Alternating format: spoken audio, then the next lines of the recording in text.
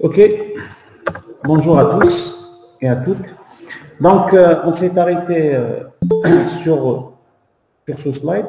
Alors, on a dit que les triggers sont des programmes qui s'exécutent d'une manière automatique afin de répondre à un certain besoin lié à la cohérence. Donc, à l'intérieur des triggers, l'administrateur, il peut faire des programmes qui permettent de vérifier justement la cohérence. Et si la cohérence est touchée, il permet de faire des modifications afin que cette cohérence soit respectée. Alors, on a dit qu'un trigger peut être before ou after. On a dit que le trigger before, c'est un trigger qui permet qu'est-ce qu'il fait? Il simule la modification. Ensuite, dans la RAM, il vérifie est-ce que cette modification ne touche pas à la cohérence. Si elle touche à la cohérence, donc il la désactive. Si elle ne touche pas, ben, il ne fait rien. Donc, on a dit aussi qu'un trigger il est exécuté lorsqu'un événement arrive. Alors, on a vu l'événement insert, update et delete. Et je vous ai dit que dans ORAT, on a d'autres événements comme la connexion, la déconnexion, ouverture d'une session, etc. Je pense que je vais défiler un petit peu les slides. Alors, pour le nom du trigger, il doit être unique dans un schéma. Ça veut dire que si je suis utilisateur U1, ben, je ne peux pas utiliser deux triggers qui ont le même nom. Mais deux utilisateurs différents peuvent utiliser le même nom. Il peut être aussi, on peut lui donner le même nom qu'une table ou qu'une procédure, mais à éviter, parce que lorsqu'on a des messages d'erreur, si on donne le même nom, si on a des messages d'erreur, on ne sait pas est-ce que le message c'est dû à une fonction ou une table ou un trigger. Alors, before, after, on a parlé de ça. Alors, les instructions, on a insert, delete, insert, update. Alors, le update, il est un peu spécifique. Pourquoi? Parce que quelle est la différence entre l'opération delete ou insert et update? Delete, insert se ressemblent. Par contre, delete, il est un peu différent. Update. C'est par rapport à qu'est-ce qu'on insère, qu'est-ce qu'on supprime et qu'est-ce qu'on modifie. Est-ce que quelqu'un pourra nous dire quelque chose? Lorsqu'on insère, on insère des tuples. Lorsqu'on supprime, on supprime des tuples. Mais lorsqu'on modifie quoi? Lorsqu'on met update après. La commande SQL, après l'update, qu'est-ce qu'on a?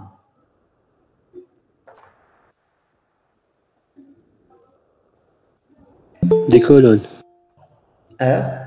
On met update, après on met set, ensuite colonne égale. Ça veut dire que dans le update, on modifie des colonnes. Donc, ce n'est pas la même chose comme delete insert. Donc, lorsque vous faites une commande delete, on met before delete ou la before insert, on s'arrête. Par contre, c'est update, non. Par exemple, si j'ai un attribut, je sais pas, adresse, et là, moi, je veux lancer le trigger lorsque l'attribut adresse est modifié. Mais lorsque, je sais pas, l'attribut note est modifié, ben, je veux pas exécuter le trigger. À ce moment-là, qu'est-ce que je mets? Before ou la after update on, et là, je mets le update en parenthèse, je mets l'attribut modifié. Comme ça, je cible un petit peu quand est-ce que le trigger sera lancé. Donc, si un trigger, par exemple, insert, il sera lancé dès que je lance une requête insert. Par contre, le trigger update, si je spécifie des attributs, là, il sera lancé que lorsqu'on modifie avec l'attribut. Maintenant, si je mets update, je ne mets rien en parenthèse, ben, il sera lancé à chaque fois qu'il y a un update, indépendamment de l'attribut modifié. Alors, maintenant, le trigger, on a deux choses à spécifier pour le trigger. Alors, le temps, c'est-à-dire le quand est-ce que le trigger est exécuté. Et là, on a le before et le after, mais aussi combien de fois le trigger est exécuté. Alors, je vous donne un exemple. Imaginez, vous déclarez un attribut, un driver de type before update. Et là, vous mettez une requête update set, je ne sais pas, adresse égale, je sais pas, where non égale. Donc, on change l'adresse de tous les utilisateurs, je ne sais pas. Ou l'endiro, set update ville égale, je sais pas, Blida, where ville égale Boufarik. Ça veut dire qu'on veut changer Boufarik par Blida. Et à ce moment-là, qu'est-ce qui va se passer? On modifie, imaginez que j'ai 5 utilisateurs ou les 5 enregistrements, les firmes la ville égale Boufarik. Donc, qu'est-ce qui va se passer? On va modifier combien d'enregistrements? On a lancé une seule commande, update. À ce moment-là, si j'ai 5 enregistrements Boufarik, ça veut dire que je vais changer 5 enregistrements. Donc, la question qui se pose, ou là, le SGBD il se pose cette question, est-ce que le corps du trigger, est-ce que je le lance une seule fois parce que j'ai une seule instruction update, ou bien je le lance plusieurs fois parce que l'instruction update, c'est vrai, elle est seule, mais on a modifié par rapport à cette instruction, on a modifié plusieurs lignes. C'est pour ça on a deux types de trigger. On a le trigger, un trigger global, ou on a un trigger ligne. Alors, la plupart des triggers qu'on utilise sont des triggers ligne, pardon. Les triggers, les attendez, je vais...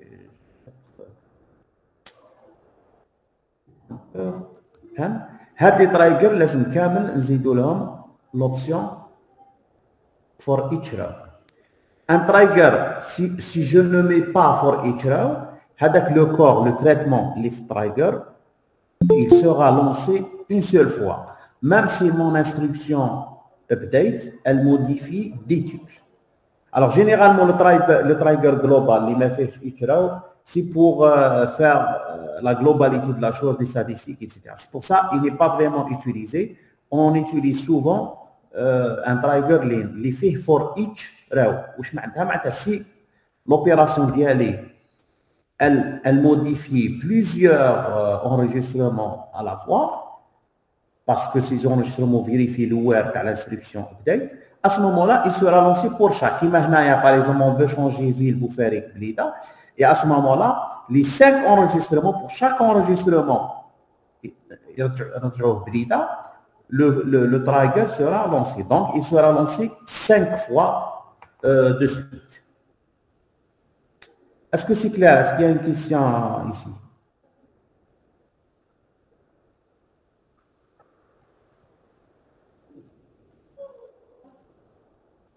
Pas de question? Ok. Vous êtes là? Vous m'entendez au moins? Parce que là, lorsque je n'ai pas de réponse, je doute qu'il y a une coupure. Ah, il y a très bien. Alors, la même chose maintenant, lorsque le trigger, on a l'événement, on a par exemple for each row, etc. et on veut lancer le trigger. Le trigger sera lancé pour toutes les lignes, par exemple modifiées. Là, si on veut faire une sélection sur les lignes, on peut utiliser l'option when. Donc, par exemple, qui maintenant when new employee number supérieur à 0. Donc, le trigger ne sera pas exécuté lorsque le numéro employé est inférieur à 0. Je sais pas, parce qu'inférieur à 0, ça a un sens, je sais pas, employé qui existe mais il est retraité ou là, il est en congé ou là. Là, par exemple, si je mets employé number supérieur à 0, le trigger sera exécuté seulement sur les tubes qui vérifient la condition. Donc, le trigger il sera exécuté réellement. Il sera exécuté lorsque l'événement arrive, lorsque la ligne correspondante est modifiée et lorsque l'instruction when le permet. Donc, si par exemple, j'ai fait update qu'on a bouffé avec Blida, si par exemple pour les enregistrements, par exemple, un des attributs âge, si pour ce âge inférieur à 18, je ne fais pas la modification, je fais la modification que pour ceux les âges supérieurs à 18, À ce moment-là, je mets when new.employé supérieur à 18. Et à ce moment-là, il n'y a que ces lignes qui vont être... le trigger sera lancé seulement pour ces lignes. Donc, l'instruction when, elle permet de limiter l'utilisation des codes pour certains enregistrements qui vérifient la condition. Alors, le corps du trigger à l'intérieur, qu'est-ce qu'on met dans un trigger? On met bien sûr du code PLSQL. Et le corps PLSQL, il sera exécuté lorsque l'instruction one est vraie. Alors, maintenant, on a utilisé new et old. Alors là, imaginez, on a une... je ne sais pas ce que vous avez... vous avez fait un petit peu les triggers. Ça veut dire new ou old. Est-ce que quelqu'un connaît ça? Est-ce que quelqu'un pourra nous expliquer?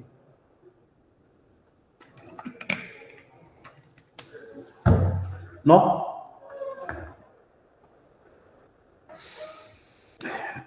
Ok, alors imaginez par exemple une opération update. Je vais mettre U, parce que c'est très compliqué d'écrire avec la souris. J'ai une opération update. Donc si je regarde Flaram, donc on a la mémoire secondaire. Bon, c'est devenu de plus en plus compliqué ici. Donc, si je fais un update, je prends par exemple une valeur A, qui est un attribut, un enregistrement. Donc, par exemple, quand on dit la valeur 10, ou qu'il y a une instruction qui fait x2. Donc, qu'est-ce qu'on fait? La valeur, l'enregistrement de Flara. Monsieur, je pense que vous partagez uniquement le PowerPoint parce qu'on ne voit pas ce que vous écrivez. Ah, vous ne voyez pas ce que je dis ici? Oui. Ah, malheureusement. Je ne sais pas pourquoi. Il ne le considère pas comme faisant partie du... Ok, je vais partager le... Là maintenant, c'est bon, on arrive à voir. Ah. Vous êtes au slide 19. Oui. Oui, c'est bon, c'est ça. Et comme ça? Oui, comme ça, c'est bon. Vous voyez? Oui. Et là, lorsque je dessine, je suis en train de dessiner un A en dessous. Non, vous ne le voyez pas.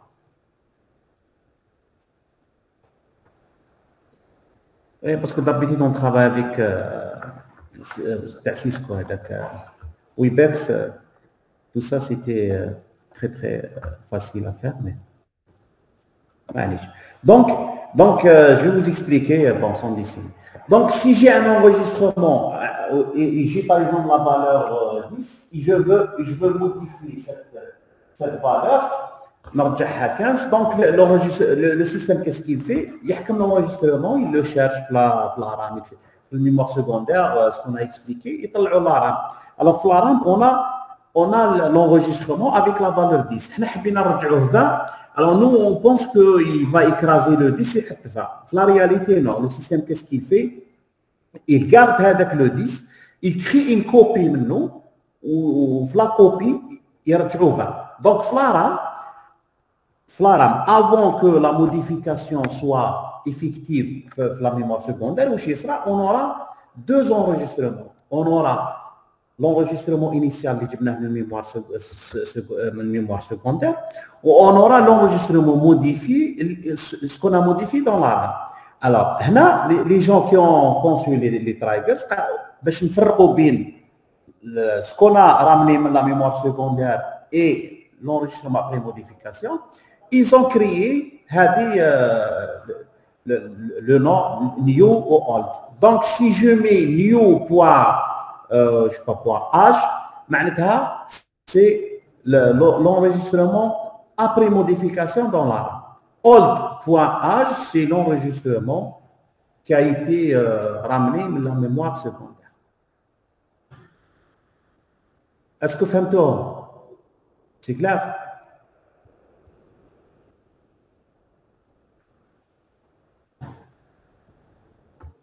Allô? Quelqu'un prend l'initiative et pour les oui. Répétez. Comment? Est-ce que vous pouvez répéter la dernière mention? Donc, on a un enregistrement et on veut changer, je ne sais pas, une note, je veux changer la note. Donc l'enregistrement, quand la note égale 10, on veut changer à 12. Donc lorsqu'on charge l'enregistrement, la mémoire secondaire, on fait la RAM, fait la valeur 10 قديمة. Donc la requête تاعنا c'est un update, on change l'enregistrement. Donc tous les 12. Donc le système qu'est-ce qu'il fait? Au lieu يحكم هذيك 10 يكرازيها يرجع 12 non. يخلي l'enregistrement اللي فيه 10 ويكري ان enregistrement يكوبي منه au lieu de 10 يحط 12. Donc في هذا المومون هذا اللي راني نحكي عليه عندنا دو كوبي دو l'enregistrement. الكوبي اللي جبناها من الميموار سكوندير avec la valeur 10 ou la copie qu'on a modifiée avec la valeur 12. Donc pour هنا le trigger il est en train de vérifier ce qui se passe. Donc le trigger, les gens qui ont le trigger, c'est très intéressant, c'est que le trigger il peut voir les deux versions. Donc le trigger à un certain moment, il يشوف هذاك l'enregistrement اللي جبناه من الميموار secondaire ou le nouveau. Pourquoi c'est intéressant? Alors باش يفرق بيناتهم on utilise le deux points NIO. Lorsque je mets deux points NIO, ça veut dire que là, je me pointe sur l'enregistrement modifié. Si je mets deux points alt, ça veut dire là, je suis sur l'enregistrement que j'ai chargé la mémoire secondaire. Et à ce moment-là, ce qui est intéressant, c'est que le trigger, il peut vérifier les deux valeurs. Par exemple, si je prends l'exemple, rattrapage, si je mets une note de rattrapage après la note, si la note de rattrapage est inférieure, je peux vérifier. Le trigger, il chauffe en benzouj, donc il a la valeur, la moyenne avant rattrapage. Si je lui donne une moyenne inférieure, le trigger, je peux programmer ça. Il dit non, impossible, je ne peux pas, vous ne pouvez pas mettre une note inférieure, une note de rattrapage qui serait inférieure à la note avant rattrapage. Donc, il m'a dit l'exemple que if new.salaire inférieur à old point salaire, je peux faire des choses. Par exemple, imaginez une contrainte qui dit le salaire d'un employé ne diminue jamais. Donc, si je mets if new.salaire inférieur à old point salaire, le nouveau salaire est inférieur à l'ancien. Je refuse la modification. La modification, elle n'est pas possible. OK. Donc, des fois, dans des bases de données, on a des tables qui s'appellent new. Je sais pas. Des tables où là, on a créé des procédures qui s'appellent new et c'est-à-dire, on a peur que dans le trigger, on ne fait pas de différence entre le new qui veut dire le nom de la table ou le new qui veut dire le mot-clé réservé. Donc, Oracle, on peut modifier ce mot qui maintenant new referencing new as new. Donc, le mot réservé new, le trigger c'est new. Comme ça, je mets new.com. C'est-à-dire, je peux lui donner, j'ai mis new. Vous pouvez lui donner n'importe quel nom.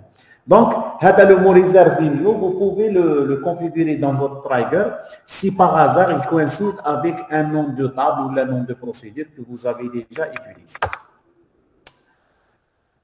Alors, prédicat inserting. Alors, des fois, dans certains triggers, imaginez par exemple une table. Moi, je veux créer un trigger lorsque je modifie la table, lorsque je fais une insertion ou une suppression. Une table, la suppression nécessite un trigger, le delay nécessite un trigger, ou le update nécessite un traitement. Là, la solution par défaut, on va dire sans réfléchir, ok, je vais créer trigger 1 before, trigger 1 l'insert, trigger 2 delete, ou trigger 3 l'update.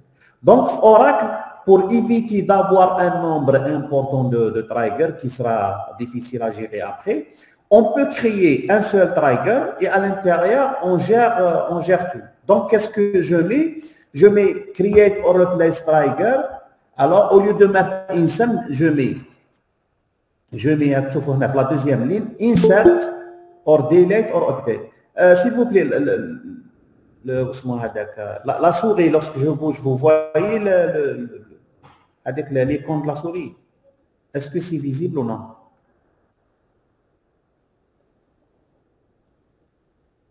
Non? Monsieur, pour ma part, je ferai le slide 19, donc je sais pas. Mais bench, Non, d'accord. Oh, là, vous voyez quelque chose? non, c'est toujours pareil. Wallo. Je sais pas. Ouais. Ok, c'est pas grave.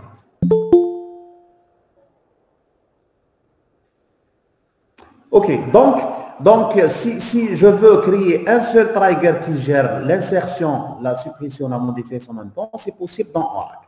Donc si par exemple, j'ai le même traitement, quelle que soit l'opération, insert ou la delete ou la update, là je mets insert or delete or update ou j'écris le trigger d'une manière qui marche. Maintenant, imaginez qu'à l'intérieur du trigger, non, la modification, عندها traitement تاعها spécifique. L'insertion عندها traitement spécifique ou le update عنده traitement spécifique. À ce moment-là, je peux utiliser, شوفوا لتحت اللي راهو en rouge, je peux utiliser هادو les prédicats if inserting, if updating. Ça veut dire quoi? Je crée un trigger, il sera lancé, quelle que soit l'opération, soit j'insère, soit je modifie, soit je supprime. Mais par exemple, qui usa le système يقول لك if inserting واش معناتها؟ معناتها راني نقول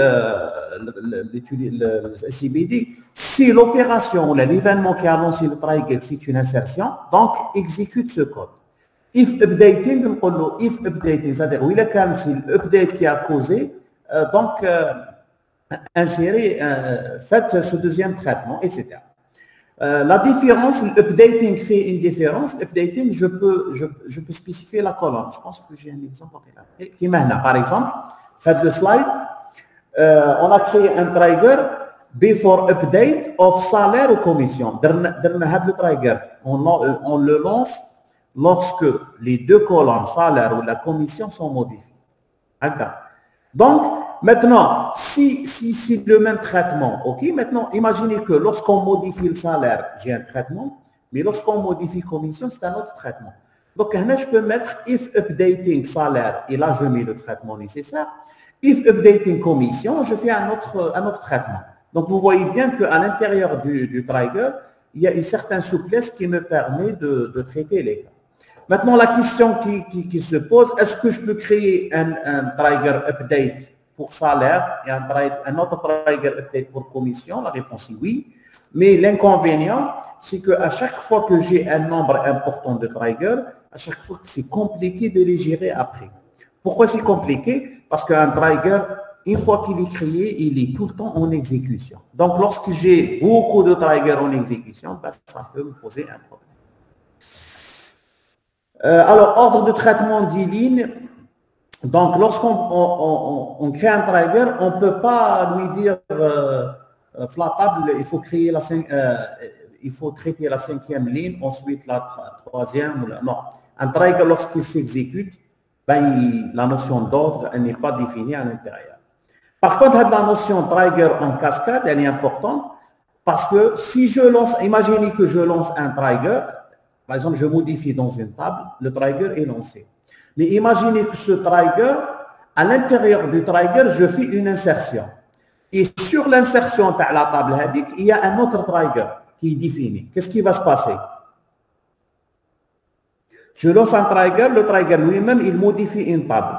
Ou sur la table, il y a un trigger qui est défini par rapport à la modification. Qu'est-ce qui va se passer? Allô, allô?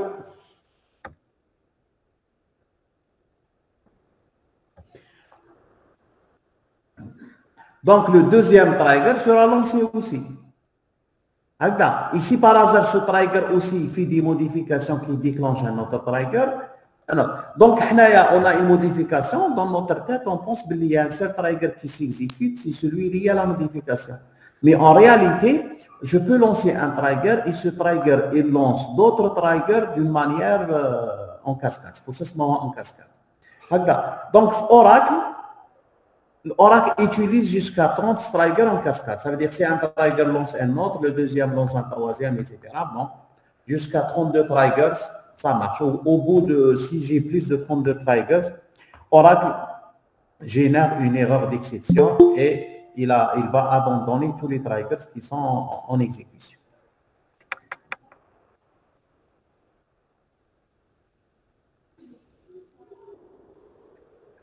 Alors, est-ce que c'est tout le monde qui peut créer des triggers? La réponse est non. Il faut avoir le privilège trigger. Est-ce que je peux, moi, j'ai le privilège trigger, est-ce que je peux créer un trigger sur une table dont je n'ai pas le privilège? La réponse est non. Il faut avoir le privilège de créer des triggers, mais il faut aussi avoir le privilège de modification sur les tables. Donc, pour modifier un trigger, l'instruction est généralement, on crée un autre trigger. C'est pour ça que les triggers, on écrit create or replace trigger. Parce que si je mets create trigger, ok, le système il y a une erreur sur le trigger. Si je modifie le create, il dit non, le trigger existe, même s'il est sauvegardé avec erreur. Donc, pour éviter tout ça, on utilise l'instruction create or replace. Donc, si le trigger n'existe pas, il le crée. S'il le crée, s'il existe, il va l'écraser. Donc, puisque le trigger, c'est une contrainte, donc on peut activer, désactiver un trigger. Par exemple, dans Oracle, si je veux désactiver un trigger, je dis alter trigger, le nom, et je mets disable. Donc, lorsque je mets disable, le trigger, il est désactivé. Mais il est toujours dans la base, dans la métabase, il est sauvegardé. Si un jour je veux le réactiver, ben, je mets enable. Maintenant, si un trigger, je n'ai plus besoin d'un trigger, il vaut mieux le supprimer. Parce que si mon trigger il fait des traitements et je le désactive, ok, mais il se peut que je donne des privilèges à notre utilisateur pour gérer les triggers et là, il peut le réactiver. Et dès qu'il le réactive, le trigger commence à fonctionner. Et là, il peut faire des dégâts. Donc, un trigger dont vous n'avez plus besoin, il vaut mieux le supprimer. Alors, il y a une instruction, la dernière ligne, la dernière ligne. Alors là, c'est alter table, on met le nom de la table, enable all triggers ou là, disable all triggers. Des fois, par exemple, une table, elle est importante où je veux insérer des données et après le système, il m'affiche un ensemble de triggers qui posent problème.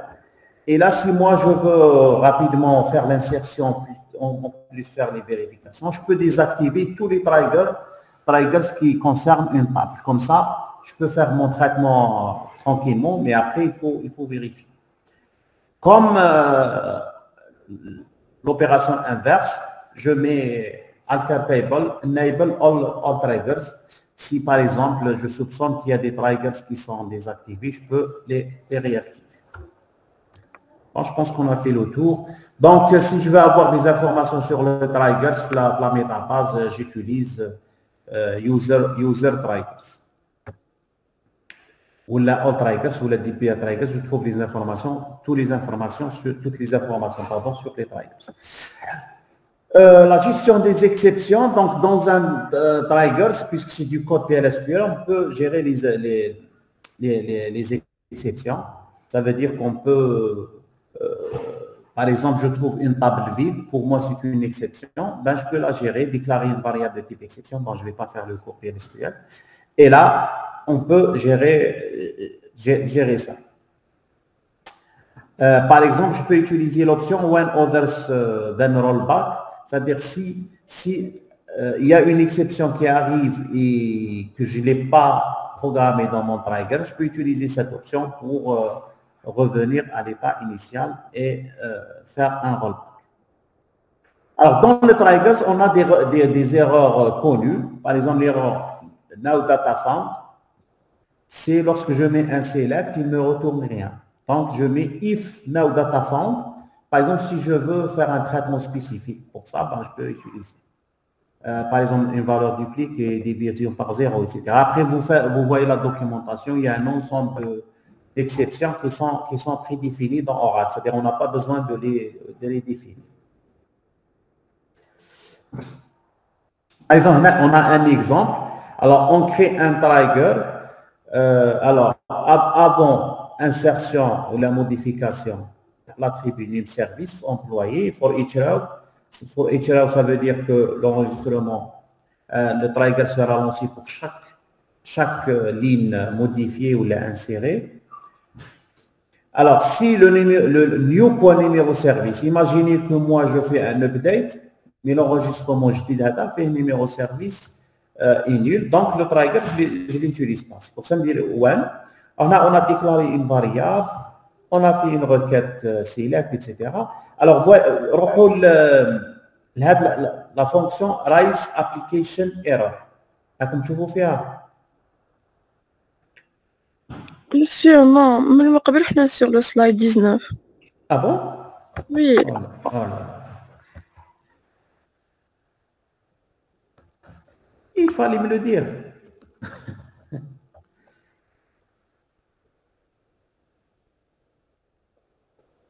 Je ne peux pas le savoir. Maintenant, c'est bon. Attendez. Je vais partager l'écran. Comme ça, on va voir la même chose.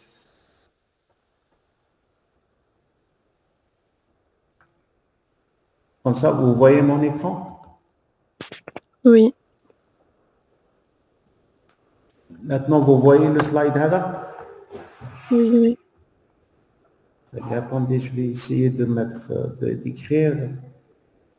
Je pense maintenant vous pouvez voir. Donc, vous voyez ce que je mets en rouge. Oui, c'est bon. Ah. Donc, là, il faut partager le screen, l'écran cam. Donc, tu vois la fonction raise application error. Donc, la fonction, elle est très importante dans les drivers. C'est la fonction qui permet de arrêter l'opération de mise à jour. Imaginez que maintenant je veux faire un update, mais pour l'update, je mets numéro de service égale 0. Pour moi, c'est une erreur. Numéro de service impossible qu'on égale 0. Donc, cette modification, je ne veux pas l'appliquer. Donc, qu'est-ce que je mets? J'insère la fonction raise application error. La fonction la fonction elle génère une exception. Donc, le trigger, c'est la dernière instruction exécutée. Mais ce qui se passe, c'est que l'opération de mise à jour sur laquelle le trigger a été lancé, elle sera annulée.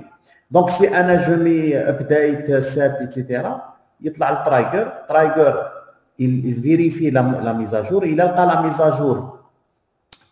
Elle ne rend pas la base incohérente, ok, il ne fait rien.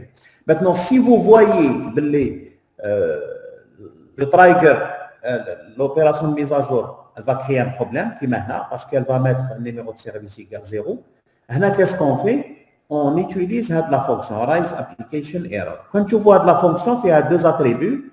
Il y a un code, moi, 20501, et il y a un message d'erreur. Donc, quelle est l'utilité de les deux? Donc, c'est un code qu'on donne à l'erreur.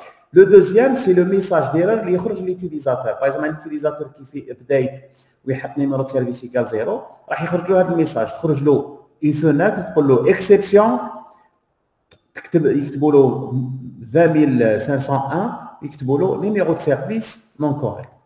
Donc, quelle est l'utilité à l'acceptance de ce numéro? Pourquoi on met un numéro l'erreur? Aïe.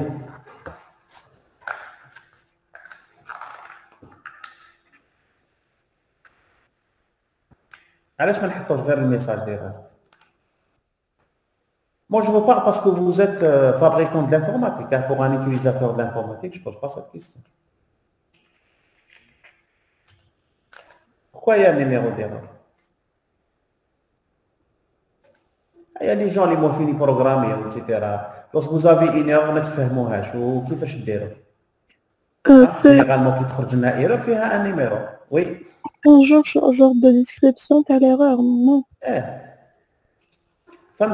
Donc, un informaticien qui est professionnel, lorsqu'il développe une application et lorsqu'il gère des erreurs, il ne va pas laisser l'erreur à le message, qui est un numéro de service non correct. Donc, en tant qu'informaticien professionnel, les erreurs, il faut une cartographie des erreurs. هكذا الحاجه الاولى بالكود نحكي عن ميساج ديرور s'il vous plaît, bon, j'ai vu beaucoup de choses comme ça pour les applications réelles pour les entreprises. S'il vous plaît, lorsqu'on affiche un message d'erreur, le message d'erreur ماشي انت par exemple تمد un message d'erreur à un utilisateur وتحصلو راك انفورماتيسيان. انت كي تمد un message d'erreur سي بور ايدي هاد لا بيرسون. الحاجه الاولى تنبهو بلي كاين ايرور et هو il n'est pas informaticien. Donc dans votre message d'erreur, il faut être le plus explicite possible dans vos messages. Parce que نقدر انا نكتب له ميساج نكتب له ايرور. اوكي فهم بلي كاين ايرور. يوسم هاد الايرور كومون لا ريغلي تيتيرا il n'a pas d'information. فهمتوا؟ دونك ما لازمش تقول نو انا ننبهو بعد هو يفي سكيل فو. نو tu as un utilisateur qui n'est pas informaticien. معناتها في الميساج ديالو تاعك نتايا سي tu peux lui dire erreur. Quelle est l'erreur et comment procéder pour régler l'erreur, il faut le mettre dans votre message. Là, on est des informaticiens au service de l'utilisateur. Il faut que l'utilisateur il trouve son compte. Donc, le message d'erreur, s'il vous plaît, on نشوفوا في les TP وكذا الاخر on met un message d'erreur quelconque وكذا parce qu'on est en mode formation, mais il faut pas que ça soit une habitude. Qui me dit les messages d'erreur, bon, je pense, je ne sais pas, j'ai un logiciel ou là. Les messages d'erreur, il faut les répertorier. Donc, علاش نديروا des codes? Parce que l'utilisateur يقول له قرا le message وكذا, je ne sais pas comment كيفاش قرا, كيفاش فهمو, etc. Donc, l'utilisateur il peut interpréter le message comme il veut. بصح نتايا en tant qu'informaticien كي يبعث لك هو يقول لك l'erreur 20501. انت عندك تروح ديريكتومون للريبرتوار تاعك 20501 voici l'erreur. انت عندك لازم لك une base de données interne تحط l'erreur تحط فيها كامل les possibilités. بالك هذه -20501 عندك une colonne فيها الكود, une colonne فيها le message affiché اللي هو هذا النيميرو دو سيرفيس اون وعندك une autre colonne فيها description. donc في description techniquement تقول هذه l'erreur peut provenir lorsque je sais pas quelqu'un a supprimé, كتحط لروحك une description. donc كيعيطوا لك نتايا في سيرفيس تكنيك قال عندنا هاد ليرور تروح ديريكتومون هذيك لا كولون الا شفيت اوكي سي بيان باسكو دي فوا باسكو علاش باسكو دي فوا سي با توا كي ديفلوبي لوجيسيال هكذا. دونك انت ماذا بيك تكون ايرور تفهم سي كوا. دونك انت كيما تحب انت تفهم الايرور خمم مع الناس اللي يجوا موراك كيجوا يستعملوا اللوجيسيال تاعك. دونك سي فو بلي لو سي فو فولي développer des applications en professionnel, mais proche des amateurs. Malheureusement, ce que je vois souvent faire les applications, on développe comme des amateurs. Là, il faut développer comme des professionnels. Bon, j'ouvre une parenthèse pour vous sensibiliser parce que c'est important. بزاف منكم يحب يديفلوبي باغ اكزومبل بالجافا ولا بسي بلس بلس ولا بايثون ولا يروح يجيب ان بيبليوتيك كي اكزيستي سور لو نت, يروح يجيبها ينتيغريها ويخدم بها فاسيلمون, يبدا يوتيليزيها وما يصرا حتى مشكل باسكو يا دي جون داريير اللي خدموها دي مانيير بروفيسيونيل. بصح انت كنا نحكموا الكود تاعك بيرسون نو بو ريوتيليزي طون كود هكذا سيلي اماتور هكذا. ماشي نقول بالك كاين فيكم اللي راهم يبروغراميو بيان, مي نقول لكم يفوك سا سوا اون ابيتود عندكم تقول كيفاش واحد شبانا شنوي الى ديفلوبي ان باكيج انا نجيبو نانستاليه ويمشي لي واش بو ليكسبلواتي ولا في يبان. Il faut que moi aussi je sois capable de faire des choses comme ça. Parce que derrière il y a du développement professionnel, il y a les bonnes pratiques de développement. Bon, il faut chercher sur internet, vous trouverez des vidéos, des documents qui parlent de ça. Donc le code d'erreur est important. Donc Oracle, les codes d'erreur, si je prends comme ça les codes d'erreur, Oracle ils ont réservé, je pense, le moins 20 000 هذه سي بور لي زيتيد. دونك افون و ابري سون دي زيرور تاع اوراكل. كون تعاودوا دوك تولوا تروحوا الاس كيو ال بلس وتخدموا ان كود كي جينيري اون اكسبسيون, تشوفوا بلي تافيش الميساج ويجيكم قبله اورا دو بوان ويعطيكم ان كود.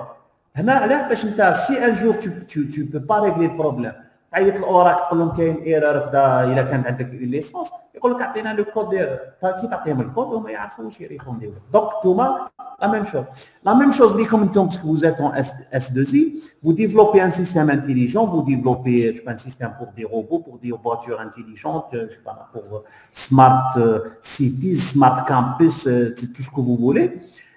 Là les systèmes ils génèrent des erreurs. هكذا robot تعطي له حاجه il applique pas ولا يجينير انتم ثاني ديك لازم يكون عندكم ان سيستيم وريبرتوري كامل لي زيرور بور بوفوار انترفينير باسكو دي فوا ماكش انت سور سيت يجي كليون يعيط لك قال عندي ايرور وانت ماكش تشوف في الاخر تاعك بي لوسكيل تو دون لو كود دو ليرور tu as déjà toi préparé les choses comment on procède. C'est bon? وصل الميساج؟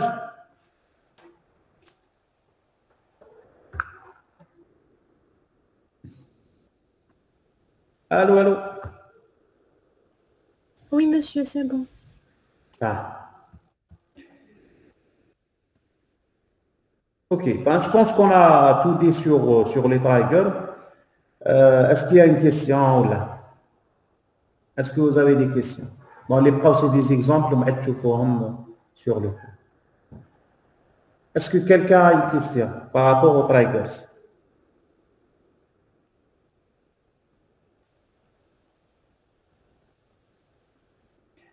Pas de questions?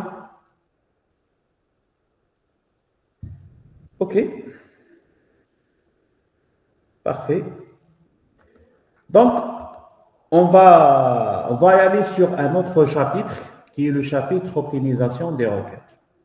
Donc, ce que j'ai expliqué, c'est que le SGBD, le moteur du SGBD ou le cœur du SGBD qui s'appelle moteur DB Engine, ou là la plupart ils sont DB Optimizer. Pourquoi? Parce que c'est le moteur de base de données, il passe beaucoup de temps à optimiser. Alors pour vous, lorsqu'on parle optimisation, ça veut dire quoi? Le mot optimisation pour vous, ça veut dire quoi?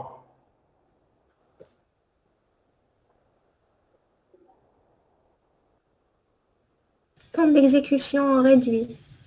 Temps d'exécution réduit. هنا في الكونتكست تاعنا تاع لي باز دو دوني اللي كي نقولوا اوبتيميزاسيون دو مانيير جينيرال واش حاب يقول اوبتيميزي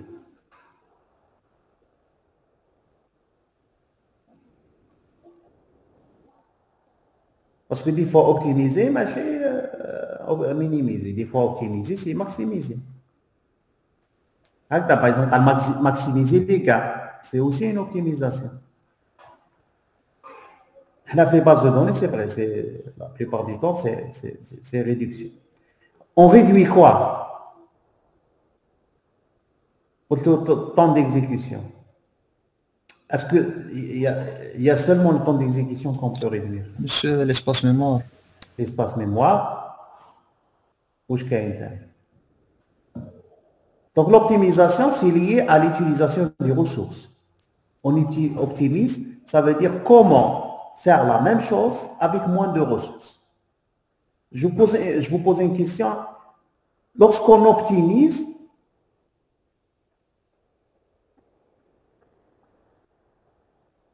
qu'est-ce qu'on a? Quelle est la condition sur le résultat, l'optimisation? On dit une opération, tu as donné un résultat R. Et je veux optimiser cette opération. Après optimisation, qu'est-ce que je dois avoir comme résultat? Est-ce que je peux avoir un résultat R'? L'opération est normale, sans optimisation, tu as donné un résultat R. Est-ce qu'après optimisation, tu as un résultat R' différent? Non, le résultat doit être le même. Donc, si je veux optimiser, il faut garder le même résultat. Ça veut dire faire la même chose ou avoir le même effet en utilisant moins de ressources. Donc, si je lance une opération d'optimisation, ça à la fin, je n'aurai pas le même résultat. Optimisation. Donc, si je parle d'optimisation de requêtes, c'est l'objet de notre cours. Si j'optimise des requêtes, c'est pour que la requête optimisée me donne le même résultat après. Si la requête me donne un résultat différent, ça veut dire que je n'ai pas optimisé. Optimisation. J'ai fait autre chose, j'ai modifié la requête. Donc, alors, les bases de données, qu'est-ce que j'optimise? Je compte temps d'exécution, c'est vrai. Généralement, on parle de temps d'exécution, c'est-à-dire comment exécuter la requête en un temps réduit, mais toujours avoir le même résultat. Mais comme a dit votre camarade aussi, je peux optimiser l'espace. Ça veut dire les bases de données. Comment je pourrais sauvegarder la même quantité de données, un espace réduit. Je peux optimiser aussi la bande passante. Parce qu'on accède à un serveur via le réseau. Donc, je consomme la bande passante. Alors, il y a des gens qui travaillent sur ça. Comment réduire l'utilisation de la bande passante pour avoir le même résultat. Je peux optimiser aussi autre chose. Actuellement, elle est à la mode.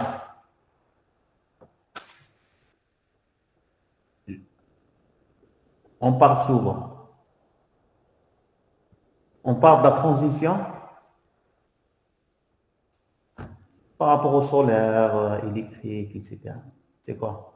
La transition énergétique. Énergétique. Donc, c'est à la mode, on parle généralement d'optimisation de l'énergie. Parce que moi, je peux lancer une requête qui s'exécute en 2 millisecondes, mais elle consomme beaucoup d'énergie. Comme je peux lancer une requête qui s'exécute en 3 millisecondes, mais elle consomme moins d'énergie. Lorsque vous lancez une requête, ils l'ont calculé, je n'ai pas le chiffre. Vous lancez une requête de recherche pour Google, ils ont calculé la quantité d'énergie consommée par rapport à ça. Donc, si vous lancez des requêtes Google inutiles, sachez que vous faites perdre à la planète Terre de l'énergie pour rien. Parce que la requête dialecte, un serveur s'exécute, un serveur, il y a des équipements qui marchent, il y a de la climatisation qui tourne, etc. Et tout ça consomme de l'énergie. C'est pour ça, actuellement, on parle de green computing, l'informatique verte. C'est comment on peut faire de la même manière ce qu'on avait l'habitude de faire, mais en consommant moins d'énergie. Parce que quand on énergie électrique, à la base, comment on fabrique l'énergie électrique en Algérie, on fabrique l'énergie électrique à partir du gaz. C'est-à-dire on consomme des quantités de gaz pour faire tourner les turbines. Ou le gaz, après on a l'histoire du carbone, etc. C'est pas le but du cours, mais pour vous dire que actuellement, lorsqu'on parle d'optimisation, c'est énorme. Alors, l'optimisation aussi, elle est importante actuellement dans les environnements cloud. Actuellement, la plupart des applications sont externalisées dans des clouds. Donc, le fournisseur de cloud, il a beaucoup de... La facture sale qu'il paye, c'est bien l'énergie. Donc, il paye beaucoup d'argent pour l'énergie. Donc, pour un fournisseur de cloud, il est très important pour lui de diminuer la consommation d'énergie. On diminue, c'est entre autres éviter l'exécution des requêtes ou des traitements inutiles. Ok, donc نعاودوا للكور تاعنا. حنا في الكور تاعنا كي نقول optimisation, c'est optimisation des requêtes, c'est comment exécuter la même requête un temps réduit. Et pour ça, je vais نشوفوا هذا السلايد راكم تشوفوا فيه.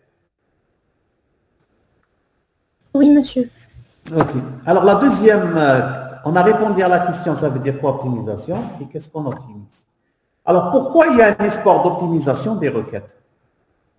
Parce que lorsqu'on veut optimiser, il y a des systèmes qui traitent de l'optimisation, mais il n'y a pas une optimisation. Parce que là, les choses sont déjà optimisées. Ou là, l'optimisation n'apporte pas beaucoup de choses, apporte juste un gain, on va dire, ponctuel. Alors, sur l'exécution des requêtes, on a un espoir d'optimisation.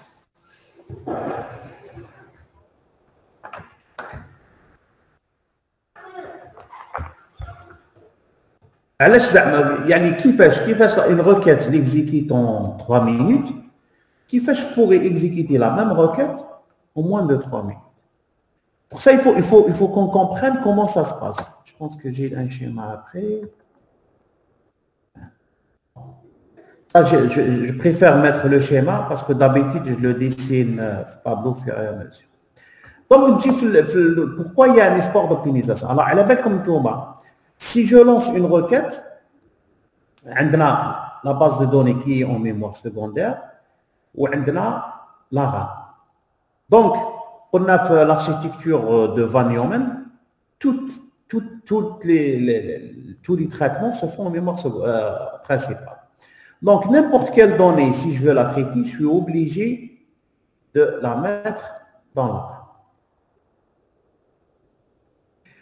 Alors, le problème qui se pose, c'est qu'au niveau de la mémoire secondaire, c'est l'OS qui gère les données.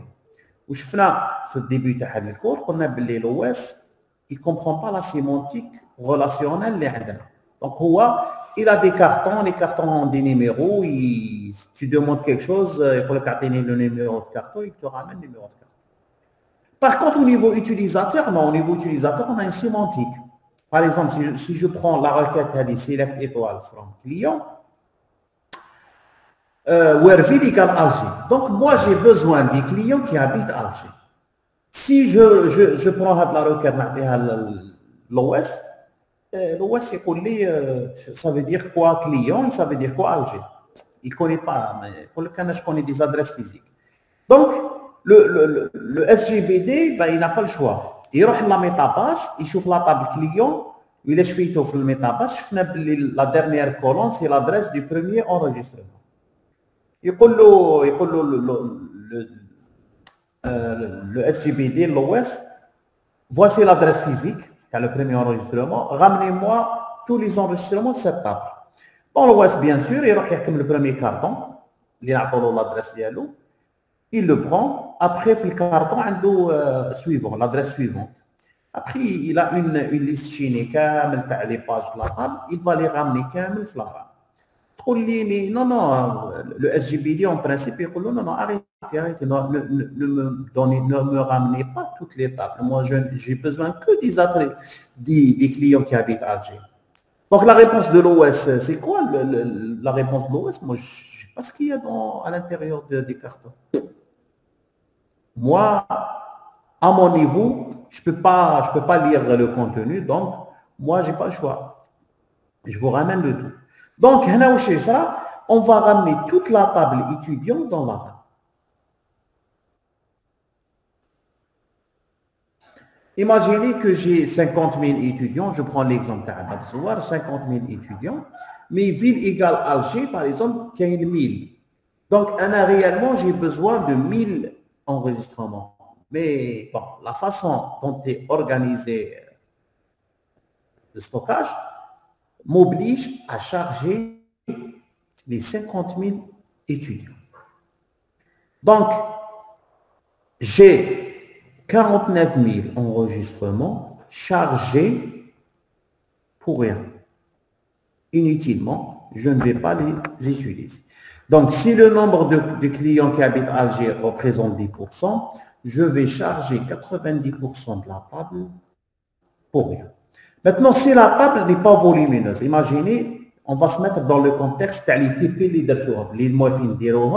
on a des tables qui ont au maximum, on va dire 200 enregistrements.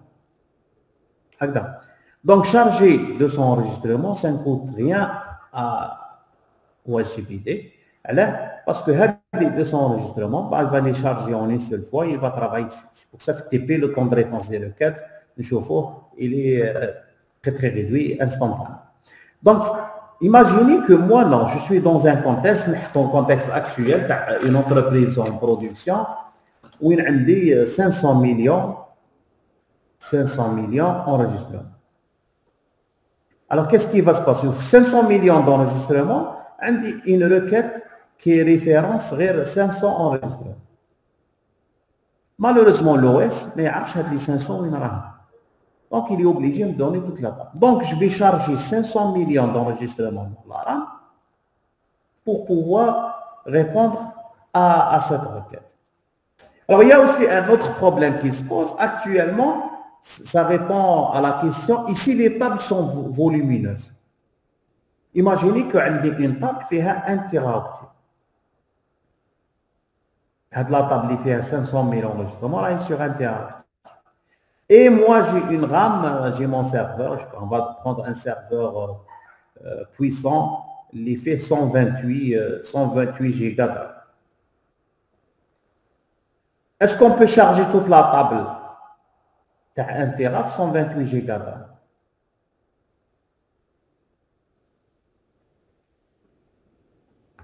Allô?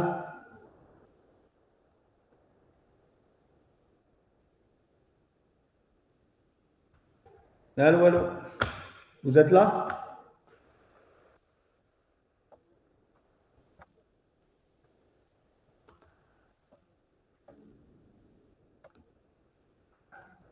Allô? Quelqu'un me répond? Oui, monsieur, on est toujours là. Et معليش كي me poser question, واحد répondait rapidement. Parce que moi, j'ai peur que je parle dans le vide et il y a une déconnexion. Ok. Donc, qu'est-ce qui va se passer? On va charger. La table 1 Tera, impossible de la charger dans la RAM. Déjà, la RAM, il y a des quotas qui l'ont c'est un oracle. Après, je ne peux pas mettre 1 Tera à l'intérieur.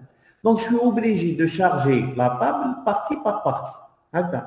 Imaginez que j'ai une jointure entre table T1 et table T2. Donc, si je veux faire la jointure entre T1 et T2, d'abord, je ne peux pas charger les deux tables dans la RAM. Donc, ça me pose problème. Donc, les problèmes d'optimisation. Est-ce qu'il y a un espoir d'optimisation? Parce que souvent, on charge beaucoup de données inutilement. Donc, l'effort d'optimisation, il sera interprété par comment, là, par quoi? C'est l'effort d'optimisation, il sera proportionnel à l'effort de réduire la taille des données inutilement chargées. Ça veut dire que si la requête TAI, elle cible 10% des enregistrements, ça veut dire si je charge toute la table, je vais charger 90% de tubes inutiles. Donc l'effort d'optimisation, c'est quoi? C'est comment réduire les 90%. Si par exemple, je dois charger que 20%, ou les 20%, je suis sûr que les 10% sont à l'intérieur que je cherche, ça sera intéressant. Donc, c'est pour ça qu'il y a l'espoir d'optimisation. On va voir comment au lieu de charger les 100%, comment réduire la taille des données chargées inutiles. Donc, ça c'est un problème. Un autre problème, imaginez que j'ai une requête du type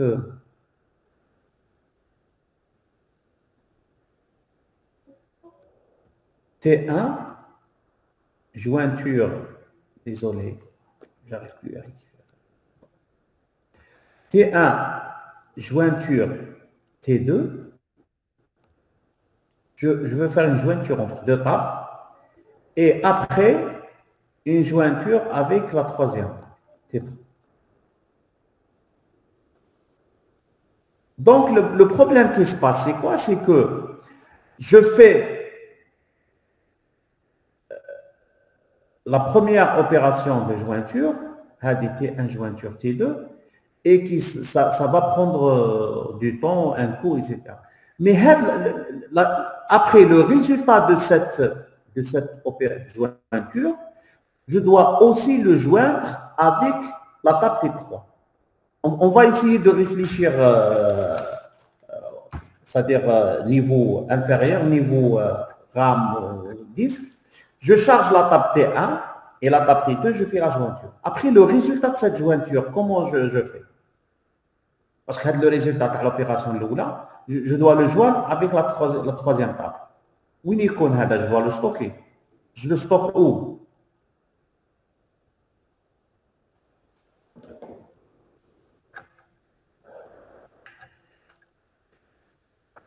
S'il vous plaît, un peu d'interaction. Où est-ce que je stocke? درت la jointure T1, jointure T2. La jointure, c'est une opération, c'est un traitement. Ben, on va dire la jointure, le résultat de la jointure, où est-ce? S'il n'y a pas la deuxième jointure, le résultat de la jointure m'a affiché ou c'est bon.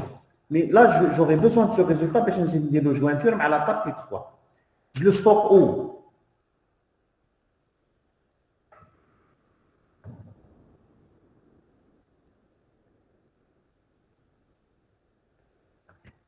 Allô?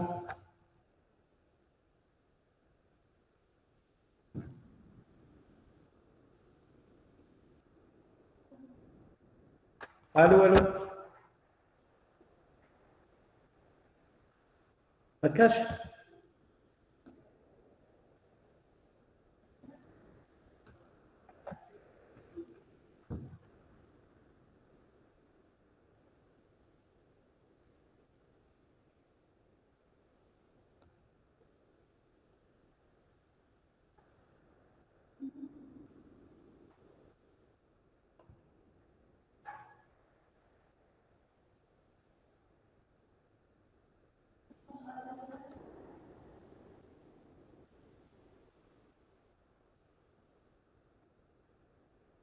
Vous m'entendez?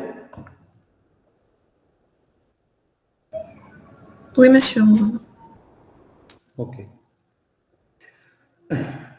Donc, par défaut, si je veux que le temps d'exécution de ma requête soit réduit, il faut que je garde le résultat intermédiaire, il faut que je le garde dans la RAM. J'ai fait l'opération, parce qu'à l'appel des RAM, le traitement, le temps d'exécution, il est très réduit. Donc, je dois le garder dans la RAM. Le problème qui se pose, c'est que la RAM, elle est limitée. Déjà, la RAM, je l'ai occupée pour charger les données, mais les résultats intermédiaires, ça pose énormément de problèmes. Donc, si j'ai un résultat intermédiaire, les HUA T1 jointure T2, je ne peux pas le garder en RAM. Donc, je suis obligé de le sauvegarder sur la mémoire secondaire. Alors, la mémoire secondaire, il y a une partie de la mémoire secondaire, il se mourra la mémoire virtuelle. Le système d'exploitation, il se mourra le swap. Swap, quelle est l'utilité du swap?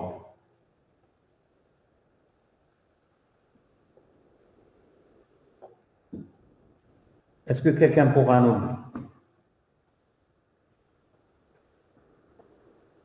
Le swap, il sert à quoi?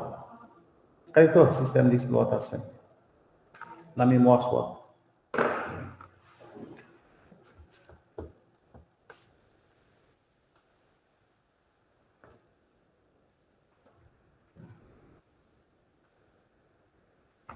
Ok, puisque personne ne veut répondre. Je vous remercie pour votre présence. À la prochaine.